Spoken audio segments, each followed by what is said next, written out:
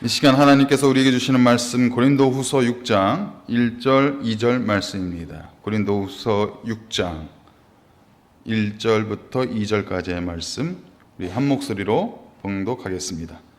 우리가 하나님과 함께 일하는 자로서 너희를 권하노니 하나님의 은혜를 헛되이 받지 말라. 이르시되 내가 은혜 베풀 때 너에게 듣고 구원의 날에 너를 도왔다 하셨으니 보라 지금은 은혜 받을 만한 때요 보라 지금은 구원의 날이로다. 아멘. 예배를 시작하고 또 찬양팀에서 힘차게 또 찬양 함께 하고 또 우리 찬양대에서 은혜로운 찬양을 해주니까 이 안에 하나님의 은혜가 또 인재가 충만히 느껴져 가지고 마음이 막 벅차오르는 것을 느낄 수 있었습니다. 우리 찬양대가 그렇게 찬양을 하셨는데 험한 십자가의 능력이 있습니다. 그리고 그 십자가 위에서 우리는 새로운 사람으로 변화되었습니다. 이것이 하나님이 우리에게 주신 놀라운 은혜이고 축복임을 함께 고백할 수 있는 이 시간이 되시기를 간절히 바랍니다. 몇 년 전에 종교 신뢰도 조사에서 불교는 친근한 종교로, 또 가톨릭은 호감이 있는 종교로, 우리 개신교는 거리감이 있는 종교다라고 결과가 나왔습니다. 왜 사람들이 점점 이 교회와 멀어지고 있는 것일까?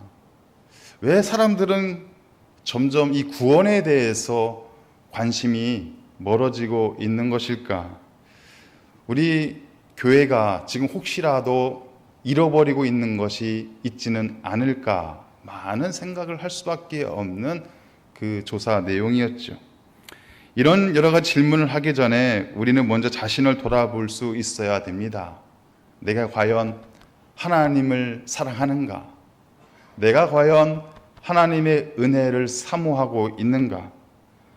주님께서 나 같은 죄인을 용서하시고 구원해 주셨는데 그 구원의 기쁨과 구원의 감격이 매일매일을 살아가면서 그것을 우리가 느끼고 감사하고 있는가? 이 질문을 우리 스스로에게 먼저 던질 수 있어야 될 것 같다라는 생각을 하게 됩니다. 우리가 하나님의 은혜를 기억하지 않는다면, 또 우리가 하나님의 구원하심을 기억하지 않는다면 우리는 결코 하나님의 백성이다, 자녀다 말할 수 없는 모습이 되는 것이죠. 참 사이가 좋아 보이는 한 중년 부부가 동창회 모임을 나갔습니다. 근데 남편이 아내를 바라보면서 자기야, 여보 이러는 거예요. 호칭을. 그래서 옆에 있었던 다른 친구들이 그 부부의 모습을 보면서 너무 부러워서 아니 아직도 자기야로 부르시고 여보로 부르시냐고 참 그 관계가 사이가 너무 좋아 보인다고 막 칭찬을 했습니다. 그러자 남편이 그 옆에 있는 친구에게 귓속말로 이렇게 얘기해요. 이보게 며칠부터 아내의 이름이 생각이 나지 않아. 혹시라도 지금 이름을 안 부르고 여보야 자기라고 부르시는 분들은 한 번쯤은 의심을 해보셔야 될 수도 있습니다. 기억이 그만큼 중요하다라는 것이죠. 여러분, 오늘은 어떤 날입니까? 제 수요일, 사순절의 첫날입니다. 여러분, 이 날을 기억하고 계셨습니까? 예수님께서 우리를 사랑하셔서 우리를 구원하시기 위해서 십자가의 고통을 마다하지 아니하시고 그 고통의 현장 가운데로 한복판으로 달려가신 바로 그 날, 예수님의 고난의 시작되는 바로 그 날이다라는 것입니다. 이 사순절 절기를 통해서 예수님의 고난에 참여하시고 절제와 금식을 통해서 우리 각 사람을 위해서 찾아오신 그 예수님의 놀라운 은혜를 함께 누리고 경험하고 또한 감사할 수 있는 사순절 절기가 되시기를 간절히 바랍니다. 이 시간에는 제의 수요일을 맞이하며 라는 제목으로 함께 말씀을 나누도록 하겠습니다. 우리 신앙생활에 있어서 제일 중요한 단어가 있어요. 아주 핵심적인 단어입니다. 그것은 은혜와 구원입니다. 이 은혜와 구원이라는 두 기둥을 우리가 놓쳐버리게 되면, 이것에 관심을 놓쳐버리게 되면 사실 우리의 신앙생활이 매우 심하게 요동칠 수밖에 없다라는 것이에요. 우리가 무엇에 감사하면서 살아가야 될까요? 하나님의 그 크신 은혜에 대한 감사해야 될 여러 가지 이유들이 있고 조건들이 있지만 제일 중요한 감사는 뭐냐? 하나님이 나 같은 죄인을 살려주신 그 은혜에 대한 감사가 제일 중요한 감사라는 것이죠. 우리가 감격 가운데, 기쁨 가운데 살아가야 돼요. 우리를 감격시키고 우리를 기쁘게 하는 여러 가지 세상의 이유들이 있습니다. 또 사람들과의 만남 속에서도 여러 가지 감격하고 기뻐할 수 있어요. 그런데 제일 중요한 감격과 기쁨이 무엇일까요? 우리가 구원받았다는 그 사실. 여러분, 이것만큼 더 큰 기쁨이 있을까요? 더 큰 감격이 있을까요? 그래서 이 은혜와 구원에 대한 이 본질적인 의미를 우리가 꼭 붙잡고 살아갈 때 우리의 믿음 생활이, 신앙 생활이 흔들리지 않을 수 있다라는 것입니다. 오늘 보시면 고린도 교회는 바울에 의해서 세워진 교회이고 자타가 인정하는 매우 튼튼한 교회였습니다. 복음의 기초 위에 잘 세워진, 성경적인 원리대로 잘 세워진 그런 교회의 모습을 갖고 있었지요. 그런데 세월이 지나면서 이 교회가 흔들리기 시작해요. 고린도 교회의 성도들이 흔들리기 시작합니다. 그 흔들리기 시작하는 이유가 어디에 있느냐? 은혜에 대한 감사를 잃어버려요. 하나님의 은혜에 대한 감사를 잃어버립니다. 그리고 자신들이 구원받았다는 그 기쁨과 감격을 잃어버리기 시작한다라는 것입니다. 그래서 바울이 고린도 후서 13장 5절에서 이렇게 이야기를 합니다. 너희는 믿음 안에 있는가? 너희 자신을 시험하고 너희 자신을 확증하라. 예수 그리스도께서 너희 안에 계신 줄을 너희가 스스로 알지 못하느냐? 그렇지 않으면 너희는 버림받은 자니라. 너희 안에 예수 있어? 너희 안에 복음이 지금 있는 거야? 이것을 스스로 계속해서 끊임없이 점검하고 확증하라라는 것이에요. 은혜에 대한 감사를 하고 있어? 구원받은 것에 대한 기쁨과 감격이 있니? 이것을 끊임없이 돌아보고 점검하라라는 것입니다. 제수요일을 시작하며 이제 사순절을 맞이하는 우리에게도 이 동일한 말씀을 우리에게 주시고 있는 거예요. 우리 안에 예수가 있습니까? 우리의 심령 가운데 복음의 역사가 있으십니까? 하나님이 내게 주신 그 은혜에 대한 감사의 고백과 찬양이 있으십니까? 내가 구원받았다는 그 사실에 대한 벅찬 감격과 기쁨을 우리가 놓치지 않고 붙잡고 살아가고 있습니까? 하나님이 나와 함께 하시고 나를 인도하시고 나를 통하여서 놀라운 하나님의 역사를 보여주신다는 그 사실을 우리는 잊지 않고 기억하고 있습니까? 이것을 내 스스로 우리 안에 질문을 던지고 점검해야 한다라는 것입니다. 고린도 교회 가운데는 너무나도 큰 문제가 있었어요. 고린도 후서 14장 4절에서 이렇게 말하고 있습니다.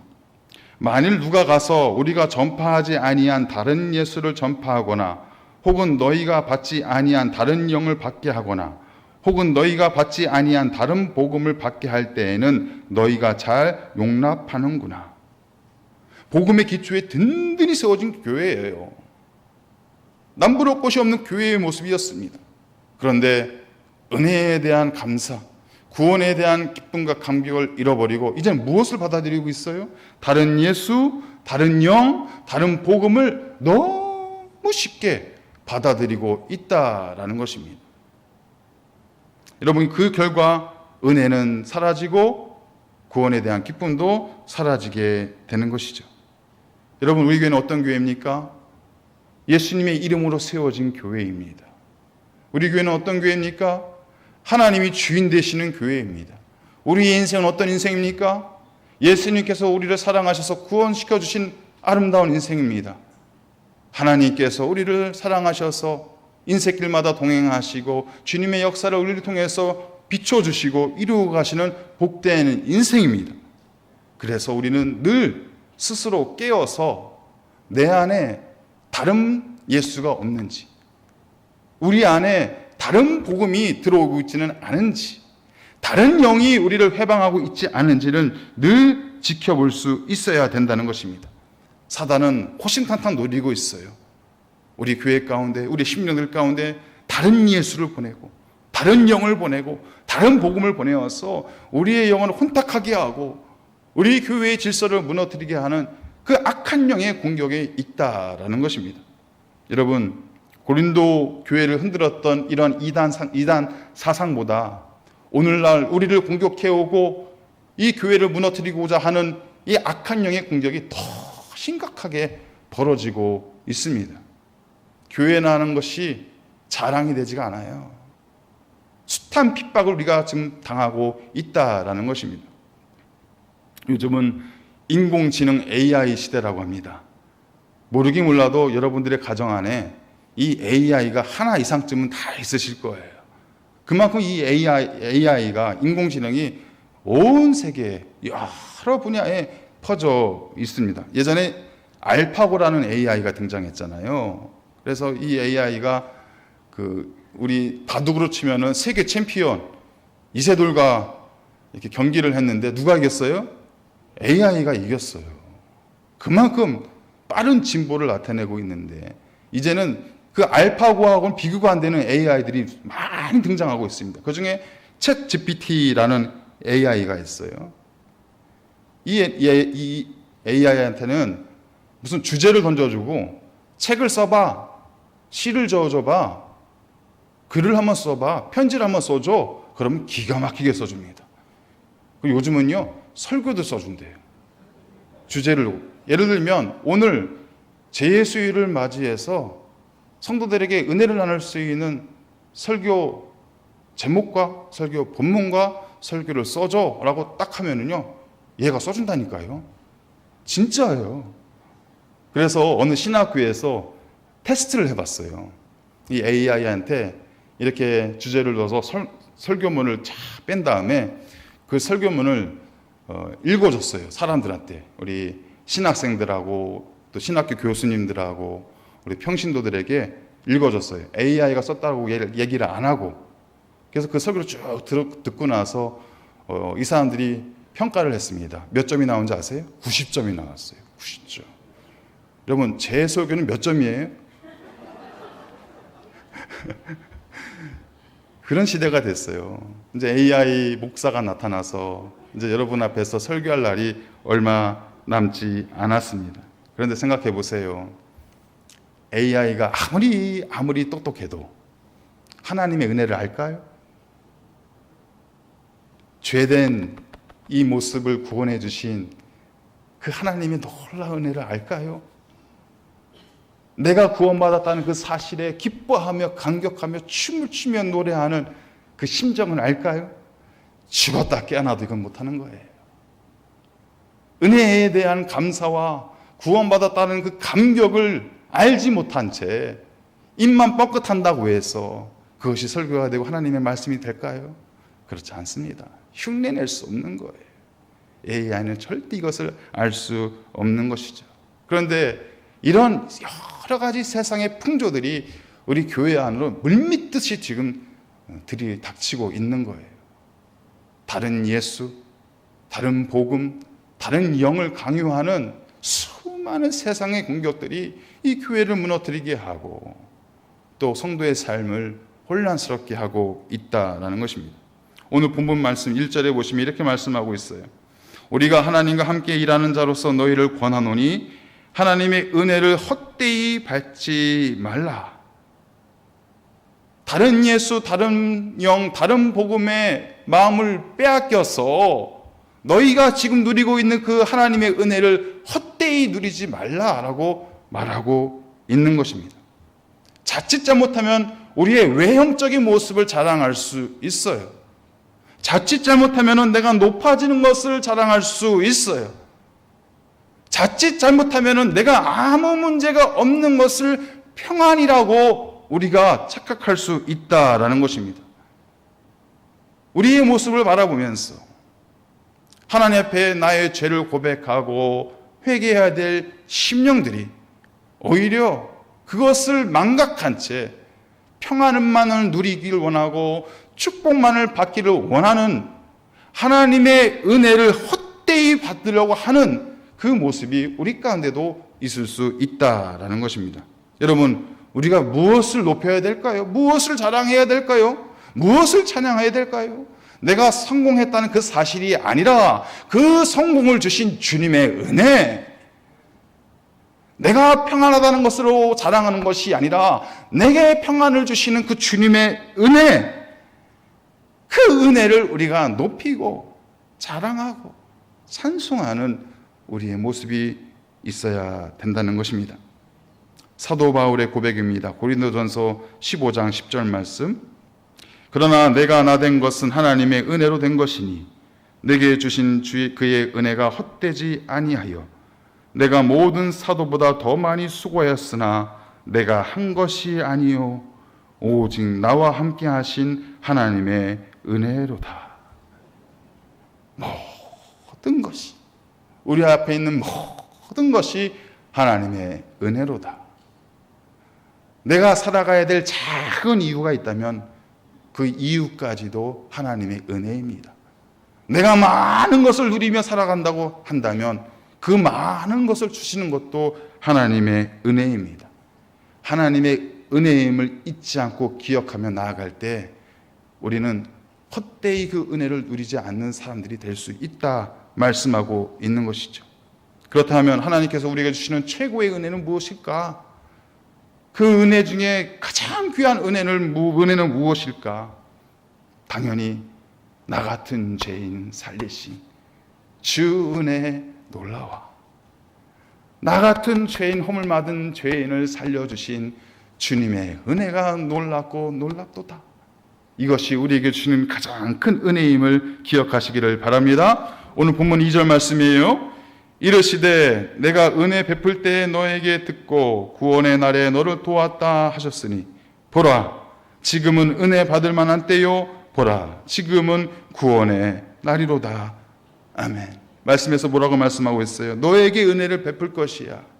너를 구원할 것이야. 이렇게 계속 말씀하고 있어요. 여기서 말하는 너가 누굽니까? 바로 저와 여러분이에요. 허물 많고 실수 많이 하고 하나님의 은혜가 없이는 단 하루도 살 수 없는 죄악으로 가득 찬 우리의 모습, 바로 이런 우리에게 하나님께서는 은혜를 베풀 것이고 이런 우리에게 구원의 역사를 보여주시겠다 말씀하고 있습니다. 톨스토이의 돌과 두 여인이라는 책을 보시면 이 두 여인이 스승을 찾아옵니다. 그런데 얼굴에 근심이 가득한 여인이 자기가 젊었을 때 남편을 버리고 나서 그 죄책감에 하루하루 근심하며 살다가 그 마음이 괴로워서 스승에게 나왔지요. 또한 여인은 전혀 얼굴에 근심이 없어요. 지금까지 자기는 아무런 잘못을 하지 않아서 아무 근심이 없다라고 말하면서 스승에게 나왔습니다. 이때 스승이 그 근심에 찬 여인에게 말을 합니다. 밖에 나가서 네가 있는 힘을 다해서 들고 올 수 있는 가장 큰 돌을 가지고 오너라. 그리고 이번에는 아무 걱정이 없는 여인에게 이렇게 이야기를 합니다. 너는 밖에 나가서 아무 힘 안 들이고 가볍게 들고 올 수 있는 작은 돌들을 많이 가지고 오너라. 그래서 이 여인들이 그 돌들을 다 가지고 왔어요. 그래서 이제 스승이 말을 합니다. 큰 돌을 가지고 온 여인에게 말을 해요. 이제 다시 너는 가서 이 돌이 있던 원래의 자리에 이 돌을 갖다 놓아라. 그러니까 이 여인이 돌이 어디서 왔는지 가지고 왔는지 뻔히 아니까 이 돌을 갖다 놓았습니다. 그런데 아무 근심이 없던 여인이 걱정이 되는 거예요. 다시 돌을 갖다 놔야 되는데 너무 많은 돌들을 가지고 와서 이 돌을 어디다 갖다 놔야 되는지를 알지를 못하는 것입니다. 그러자 스승이 이렇게 이야기를 하는 거예요. 죄라는 것이 그런 것이다. 큰 죄는 내가 기억을 하기 때문에 내가 죄인임을 깨닫는 것이고, 너희들이 살면서 짓는 작은 죄들은 기억이 나지 않기 때문에 나는 죄인이 아닌 것처럼 큰 소리치면서 살고 있는 것이다. 여러분, 죄로부터 누가 자유로울 수 있을까요? 큰 죄도 죄예요. 작은 죄도 죄예요. 한 번 짓는 것도 죄예요. 여러 번 짓는 것도 죄라는 것입니다. 죄를 기억하고 있어도 죄예요. 기억하지 못해도 죄가 있습니다. 모든 사람은 다 죄인이다라는 것입니다.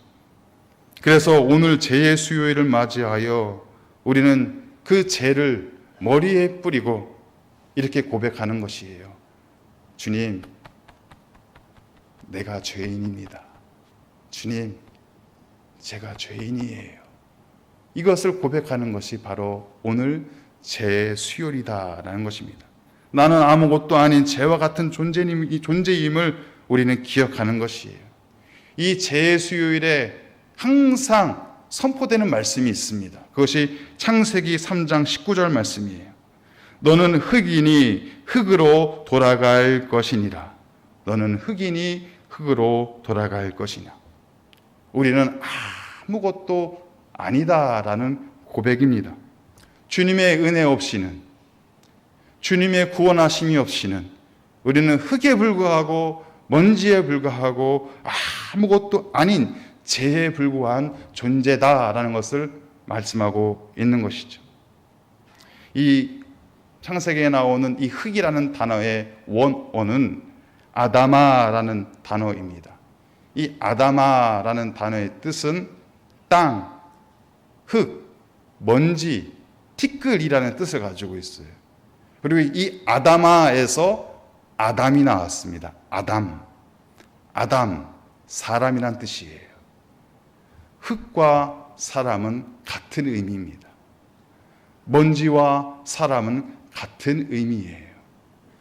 여러분, 이처럼 흙, 먼지, 티끌 같은 사람이 하나님 앞에 죄를 고백하지 아니하면 단지 흙에 머물러 있는 것이에요. 먼지와 같은 인생으로 끝나버리는 것입니다. 하지만 하나님 앞에 우리의 죄를 고백하는 순간 주의 성령이 우리에게 임하셔서 우리가 아름다운 하나님의 피조물로 거듭나게 되는 것이고 하나님의 사명을 이루어갈 수 있는 복된 삶이 될 줄 믿습니다. 그러기 위해서 우리는 늘 하나님 앞에 자복하고 회개하는 심령이 되어야 한다는 것이죠. 주님, 제가 죄인인지도 모르고 잘난 척하면서 살아온 것 주님 앞에 회개합니다. 주님, 제가 주님의 은혜와 구원하심에 감사하지 못하고 그 은혜와 그 구원을 기억하지 못하며 살아갔던 그 모습 주님 앞에 회개합니다. 주님의 은혜를, 주님의 구원하심을 자랑하지 못하고 내 모습을 자랑하기 위하여 살아갔던 나의 지난날의 허물들을 주님 앞에 회개합니다. 내 자신만을 위해서 살아가고 내 이웃을 돌보지 못하고 내 가족을 사랑하지 못하였던 나의 지난날의 그 죄악을, 그 잘못을 주님 앞에 회개합니다. 여러분, 이러한 회개의 고백이 끊이지 않고 우리의 입술을 통해서, 우리의 영혼을 통해서 주님 앞에 올려져야 한다라는 것입니다. 여러분, 주님 앞에 나와서 자신의 죄를 고백했던 그 의로운 사람 욥의 고백을 들어보시기 바랍니다. 욥기 42장 5절과 6절 말씀입니다. 내가 주께 대하여 귀로 듣기만 하였사오나 이제는 눈으로 주를 배옵나이다. 그러나 내가 스스로 거두어드리고 티끌과 제 가운데에서 회개하나이다. 아무리 의로운 사람이라고 인정받고 칭찬받아도 하나님 앞에 나는 먼지와 같은 사람입니다. 나는 티끌과 같은 사람입니다. 그 고백으로 주님 앞에 회개해야 한다는 것입니다. 하물며 우리도 날마다 주님 앞에 나올 때 먼저 자복하고 회개하는 심령으로 살아가야 한다는 것입니다. 하나님, 제가 주님의 말씀을 따르지 못했어요. 주님의 말씀에 순종하지 못했어요. 내 사랑하는 가족들을, 내 사랑해야 될 이웃들을 섬기지 못했어요. 세상의 빛과 소금의 역할을 감당하지 못했어요. 내 욕심 주머니만 채우려고 내 마음만 행복하기 위해서 힘썼던 나의 모습을 주님 앞에 회개합니다. 이런 회개의 심령으로 우리는 주님 앞에 서 있어야 한다는 것입니다. 그럴 때 주님 우리에게 어떻게 말씀하실까요? 누가복음 5장 32절 말씀입니다. 내가 의인을 부르러 온 것이 아니요 죄인을 불러 회개시키러 왔노라. 누가복음 15장 10절 말씀. 내가 너희에게 이르노니 이와 같이 죄인 한 사람이 회개하면 하나님의 사자들 앞에 기쁨이 되느니라. 예수님은 회개하는 자들과 함께 하십니다. 예수님은 우리가 회개하는 그 순간에 우리와 함께 하십니다. 그 회개의 소리를 들으시고 그 회개의 고백과 기도를 들으시고 하나님의 사자들과 함께 기쁨을 누리신다 말씀하고 있는 것이죠. 여러분, 오늘 제 수요일은 회개의 날이면서 또한 참회의 날이면서 동시에 은혜의 날이고 구원의 날임을 기억하시길 바랍니다. 우리가 오늘 이 시간 누릴 수 있는 것은 우리를 찾아오시는 예수님, 우리의 고백 속에 우리의 회개 가운데 찾아오시는 예수님, 그 예수님으로 인해서 나의 이 시간은 은혜의 때가 되는 것이고 구원의 한 날이 될 수 있는 것입니다. 주님께서 아파하고 있는, 슬퍼하고 있는 이들을 외면치 아니하시고 찾아오십니다. 절망 가운데 있는 영혼들을 찾아오십니다. 죄의 무게를 이기지 못하여 쓰러지고 넘어지고 있는 그 사람들을 위해서 우리 주님은 찾아오십니다. 우리의 마음 가운데, 죄악의 쓴뿌리로 가득한 우리의 마음 가운데 주님이 찾아오십니다. 그리고 우리를 다시 한번 용서하시고 우리에게 새로운 희망의 날개를 부어주시고 구원의 역사를 허락해 주실 줄 믿습니다. 무디 목사님이 스코틀랜드에서 집회를 하실 때였습니다. 한 소녀가 저기 멀리서 심각한 표정으로 앉아 있는 거예요. 이 소녀에게는 이런 고민이 있었어요. 나는 배운 것도 없고 예쁘지도 않고 가진 것도 없고 아무것도 할 수 없는 그런 사람인데 하나님이 나를 받아주실까? 하나님이 나를 품어주실까? 이 고민 가운데 있는 거예요. 집회 마지막 날 무디 목사님이 설교를 하시는데 이 소녀가 그 절박한 마음에 막 뛰어서 목사님 앞으로 나왔습니다.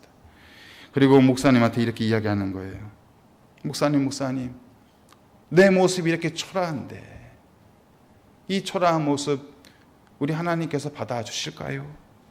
그러자 이 목사님이 이 소녀를 꼭 품에 안아주시면서 이렇게 이야기를 합니다. 아버지가 집 나간 아들 그 모습, 그 더러운 모습 거부하지 않고 마다하지 않고 그대로 받아준 것처럼 하나님은 당신 모습 그대로를 받기를 원하십니다. 그러자 이 소녀가 눈물을 흘리면서 하나님 앞에 기도를 해요.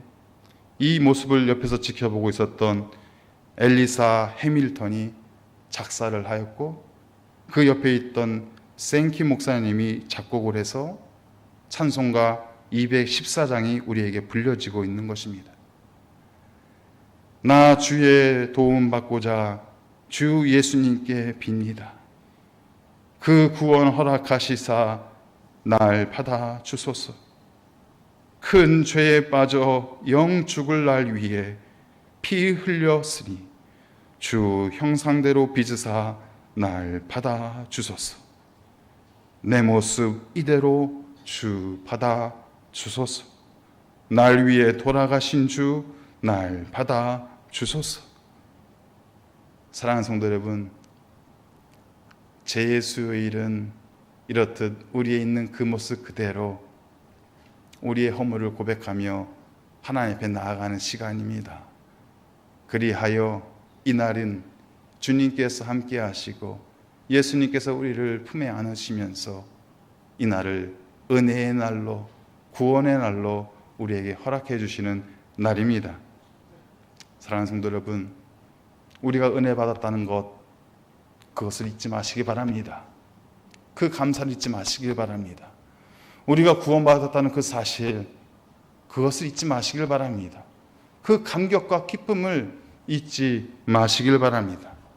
그것을 우리가 마음에 품고 나아갈 때 이번 사순절이 가장 은혜 받는 날로, 가장 감사가 넘치는 날로 우리 각 심령들 가운데 찾아오게 될 줄 믿습니다. 다른 것에 우리의 시선과 마음을 빼앗기지 마시고 험한 십자가를 바라보시면서 그 십자가 위에서 날 새롭게 하시고 날 받아주시는 주님만을 바라보면서 나아갈 수 있는 우리 사순절 절기가 되시기를 바랍니다. 그럴 때 내가 잠시 잊고 있었던 은혜에 대한 감사, 구원에 대한 감격이 놀랍게 회복될 줄 믿습니다. 그러한 우리 모든 동래중앙교회 믿음의 권속들 되시기를 주님의 이름으로 축복합니다.